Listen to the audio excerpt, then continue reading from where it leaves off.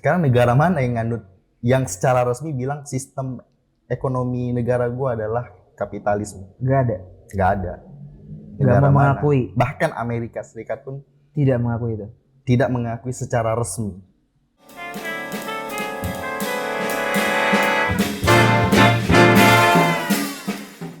Hello Entrepreneurs Mania, welcome back again to our YouTube channel di Mania Entertainment. Di mana di segmen kali ini ketemu lagi sama gue Abdu dan narasumber kita.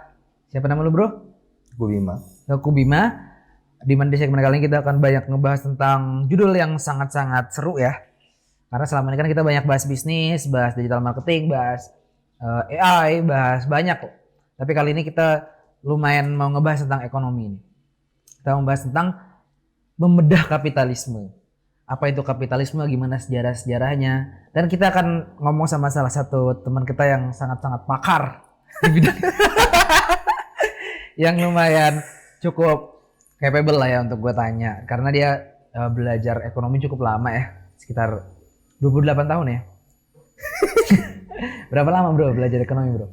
Ya 28 tahun untuk ukurannya. Wis, gila, gokil.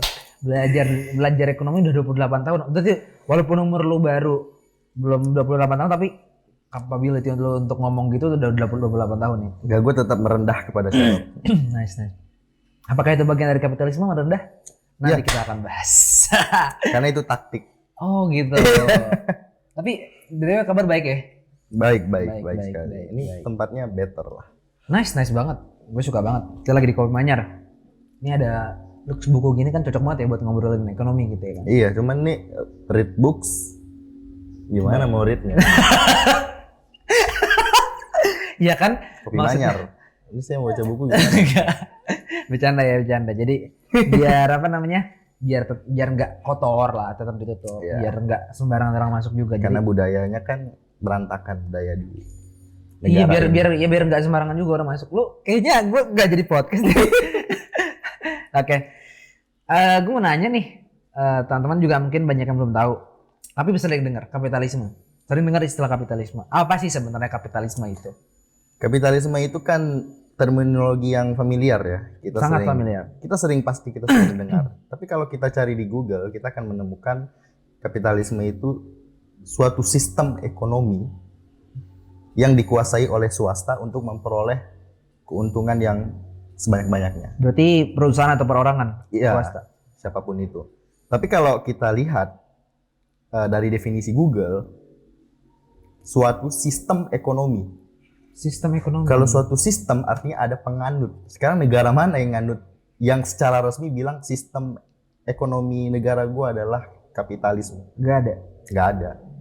Nggak mau mengakui. Bahkan Amerika Serikat pun Tidak mengakui itu. tidak mengakui secara resmi.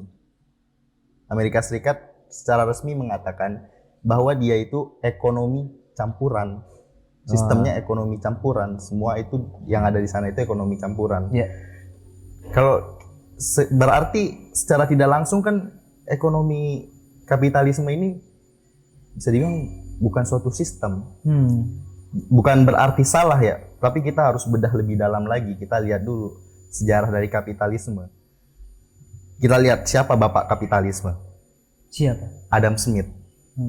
Dari bukunya The Wealth of Nation kan. Yes. Orang kan rujuknya ke situ untuk istilah kapitalisme. Ya. Padahal mungkin ya, menurut gua Adam Smith pun nggak tahu, belum pernah dengar istilah kapitalisme. Oh dia cuman Dia memberikan suatu gagasan bahwa suatu sistem ekonomi itu tidak dicampuri oleh urusan pemerintah. Jadi pemerintah itu hanya urusin hukum, pendidikan, sama pertahanan negara. Itu yang di urusan pemerintah. Seharusnya. Tapi kalau urusan ekonomi, biar pasar bebas itu melakukan sesuatu melakukan kebebasan sebebas-bebasnya. Oke. Pandangan lu tentang pernyataan tadi tentang gagasan tadi gimana tuh? Tidak salah, tapi tidak benar juga. Tidak dibenarkan juga. Kenapa? Karena gini. Ini menurutnya pandangan Adam Smith ya. Karena pasar yang bebas itu memberikan kebaikan untuk orang lain. Contoh, Adam Smith bilang setiap orang itu self interest. memiliki keinginan untuk apa? Memperkaya, simpelnya mau memperkaya diri lah. Pasti setiap orang, nggak mungkin. Nah, Betul. itu menurut Adam Smith adalah suatu kebaikan. Contoh lu pebisnis. Kado. Iya. Kado. Baju lah. Misal inilah coffee shop. Coffee shop. Dia punya modal buat apa? Beli mesin. Buat tempat. Nah, dari modal itu dia kan ingin apa? Menafkahi apa? Keluarganya. Tetapi dia tidak mau memberikan kopi ini secara gratis kan ke orang. Jelas kan.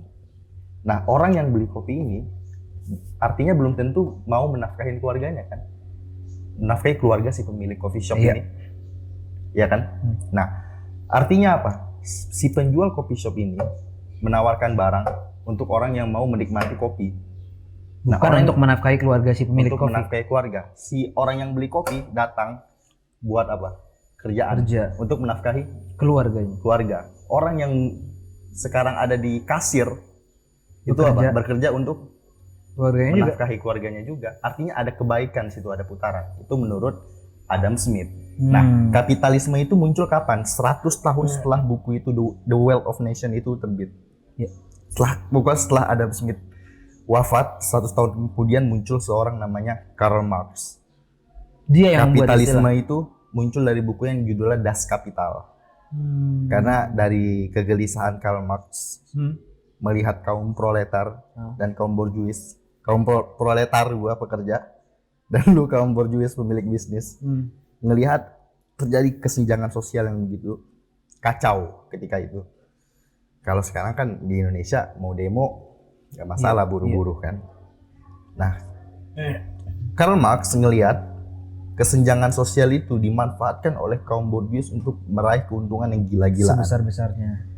Meminimalisir pengeluaran, bahkan upah pun ditekan ketika itu. Demi keuntungan yang lebih besar. Demi keuntungannya dia. Ini mungkin relate banget sama pekerja-pekerja korporat ya, karena banyak merasakan hal yang gaji yang sangat rendah dan pressure kerjaan yang begitu tinggi. Iya, tekanan-tekanan yang ada di mana-mana kan, tekanan dari bos gitu. Yes. Ya. Oke, bentar. Berarti yang mencetus pertama kali itu si Karl Marx, istilah kapitalismenya. Istilah kapitalisme. Tapi gagasannya udah dari gagasannya udah lama. Bahkan dari Adam Smith itu membuat teorinya, tapi sistem metode itu sebenarnya sebelum Adam Smith juga udah ada. Siapa yang nggak berdagang kan? Iya. Cuman kan si Adam Smith memang dia menekankannya tidak perlu gitu ya diurus oleh pemerintah. Tidak perlu diurus oleh pemerintah. Nggak usah ikut campur tangan pemerintah. Jadi kayak Amerika Serikat kan pasar bebasnya luar biasa kan. Pemerintah nggak ikut campur di sana. Tapi menurut gua pribadi kayaknya perlu sih ada campur tangan pemerintah biar adanya keadilan gak sih? Masuk gak omongan gua? Kalau bisa nggak dibilang adil ketika kalau sistem ekonomi ada diurus sama pemerintah? Ya bisa aja, tapi pemerintahnya siapa? Iya, gitu benar. Kan pertanyaannya. Kalau pemerintahnya juga, ini bukan Indonesia ya, mungkin dimanapun kalau pemerintahnya juga malah tapi ini bukan Indonesia ya, tapi kan kalau misalnya pemerintahnya siapa dulu kayak lu bilang tadi, benar. Iya. Tapi kalau pemerintahnya juga menganut hal yang seperti itu ya gimana, Bim? Iya pasti, self interest. Setiap orang pasti memiliki keinginan untuk dirinya sendiri. Untuk kaya. Iya. Benar. Tadi balik kemana tadi? Sejarahnya. Terus juga bagaimana pemerintah. Jadi Karl Marx itu akhirnya kasih kelas-kelas yang paling bawah itu kan proletar, pekerja. Di atasnya ada kaum pendeta kan. Tentara. Institusi. Di atasnya ada para pendeta, pemuka agama, baru paling atas kaum borjuis. Jadi kaum borjuis berarti kaum borjuis ini menguasai semuanya ya? Paling menguasai ketika itu. Karena dia punya ini. Karena punya uang. Nah, jadi berarti di bawah kaum borjuis itu pemerintah. Berarti pemerintah di mana-mana itu dia atur oleh kaum borjuis. Iya, ketika itu. Dan mungkin saat ini. Dia tidak tahu. Iya. Nah, jadi kaum borjuis simpel lagi nih.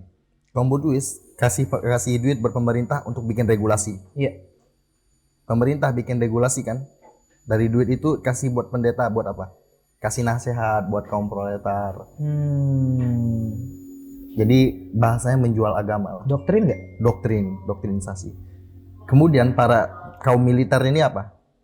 Mengawasi bahwa jangan sampai ada yang memberontak. Gitu di zamannya Karl Marx. Nah, Karl Marx nggak setuju. Dia akhirnya nulis ide yang gagasannya itu rujukannya dari buku Utopia, Utopis. Sebuah novel karangan Thomas More. Itu tentang sebuah negara tanpa kelas, negara idealis, negara yang semua masyarakatnya sejahtera. Yes. Dan itu tidak mungkin akan terjadi. Oke. Bahkan faktanya kaum komunis kan, paham komunisme itu paling sulit diterapkan sampai saat ini, dan kapitalisme itu yang paling kokoh sampai saat ini. Dan itu nggak bisa dipungkiri lagi. Iya, gue pernah dengar lu ngomong bahwa kapitalisme sama komunisme ini apa ya? Bukan nggak bisa dipisahkan sih, tapi memang kadang berjalan seiringan atau kayak gimana tuh? Itu pasti berlawanan. Oh, berlawanan justru. Pasti berlawanan justru. Tapi kan komunisme itu bisa dibilang kan omong kosong. Coba jelasin dulu ke teman-teman. Kira komunis itu kayak gimana? Cina itu kan sekarang udah berubah menjadi neokomunisme. Neo di sini artinya menggabungkan komunisme dan kapitalisme. Tapi Cina mengakui itu. Mengakui itu, dia mau membuat new communism, suatu komunisme yang baru yang bergabung dengan kapitalisme. Iya, coba jelasin ke teman-teman nih, komunisme itu apa? Gimana? Bedanya sama kapitalis apa? Ntar gue sendawa dulu. Komunisme itu kan ideologi, paham. Tadi gue bilang komunisme itu yang Karl Marx. Ingin tidak ada kelas dalam kehidupan masyarakat, society itu nggak ada antara kaum proletar, kaum borjuis, nggak ada. Semua diatur dan diawasi sama pemerintah, dikelola sama pemerintah. Satu arah berarti. Satu arah. Dan partainya pun di dalam satu negara itu pasti satu. Pasti satu. Ribet juga berarti, semua tergantung manusia yang memegang itu ya? Iya, dan pemimpinnya pasti diktator. Bedanya sama kalau sistem kayak monarki atau kesultanan gitu gimana tuh? Itu kan satu arah juga tuh. Nah, kalau kesultanan itu kan bukan paham, bukan ideologi. Monarki bukan ideologi. Emang sistem kerajaan. Sistem kerajaan. Siapa yang mau ngelawan kan? Karena tapi kalau itu turun temurun. Kalau ini kan dari partai. Oh, kalau misalnya monarki turun menurun, yang megang anaknya juga putra mahkota. Tapi kalau komunis enggak gitu. Dan kerajaan itu masih membebaskan pasar. Uni Emirat, apalagi Saudi itu masih membebaskan pasar walaupun ada rajanya di situ. Kenapa mereka sejahtera ya? Maksudnya kayak orang-orang Uni Emirat gitu. Itu kaya loh. Kayak gue pernah ke yang di Qatar itu, gedung-gedungnya bagus, orang rata-rata pakai mobil, tertib, duitnya banyak. Itu kenapa kayak gitu? Ya itu semua kan pada akhirnya kapitalisme kan bakal lebih kokoh ya. Berarti menganut kapitalisme? Kapitalisme. Mereka tuh sangat kapitalisme. Cuman tidak mengakui? Nggak ada yang mengakui. Jadi emang pas siapa yang ngakuin kapitalisme kan? Jadi kayak ibarat kapitalisme tuh kayak nonton bokep lah. Kenapa tuh? Semua orang senang tapi nggak ada yang ngakuin. Gitu kan.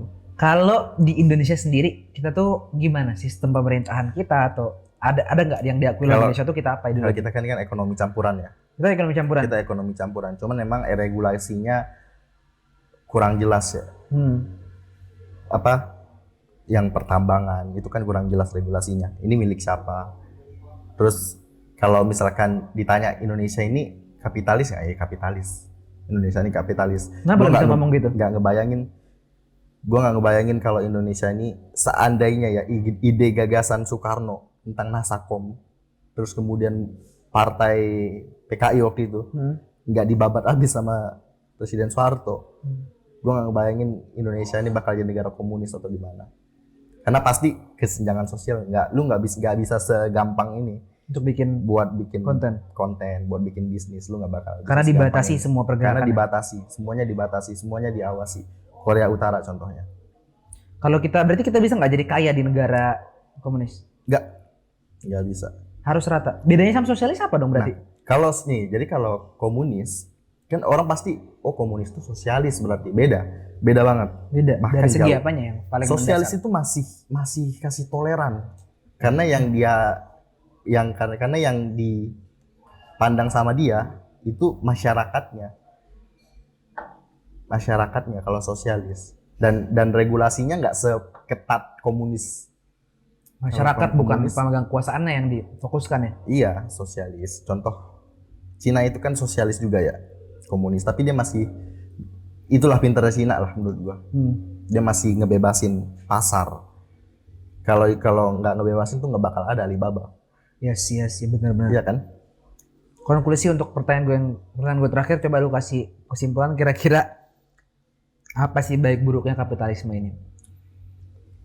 Ya, kapitalisme ini kalau kita bilang baik buruknya sama halnya kayak komunis, kan baik buruknya juga pasti ada ya. Iya. Kalau kapitalis tentu siapapun pasti ada kebebasan kan. Iya. Untuk dia mau berdagang, dia Iya. mau melakukan pun ada. Tapi yang harus dipahami, kapitalis sama liberal beda ya. Oke. Liberal, walaupun sama-sama memiliki arti bebas, liberty, tapi beda. Orang yang liberalis belum tentu punya modal Iya. untuk menjadi seorang kapitalis. Begitupun seorang yang kapitalis, dia bisa hidup dimanapun walaupun berada di negara komunis seperti Cina. Oke. Nah buruknya tadi pasti ada kesenjangan sosial, dan kalau kita ngomongin masyarakat kelas bawah ya, khususnya untuk gue yang mengamati dunia pekerjaan, Iya. karena gue kan pernah kerja di pabrik. Iya. Jadi gue tahu gimana masyarakat di sana untuk menuju, kalau anak muda sekarang kan financial freedom gitu, itu sulit banget. Yes. Karena udah dari awal tuh udah dikasih kesenjangan. Betul. 70% uang yang berputar di Indonesia itu dipegang oleh si 10% orang. Itu gimana mau Menarik kan? Menarik untuk kita bahas lagi. Iya, Tapi mungkin itu buruknya kapitalis ya. Ya. Menarik. 10% tadi. 10% tadi kita bisa bahas lagi mungkin di next video ya. Ya, gue rasa cukup. Terima kasih banyak atas penjelasannya Bro Bima. Semoga kita bisa ketemu lagi, bikin konten lagi. Dan buat teman-teman, semoga videonya bermanfaat dan bisa kita sama-sama pahami dengan baik. Kurang lebihnya mungkin mohon dimaafkan. Semoga video bermanfaat. Dan jangan lupa like, comment, share, dan juga subscribe video ini. Follow kita juga di Instagram dan juga di TikTok. And see you guys in the next video.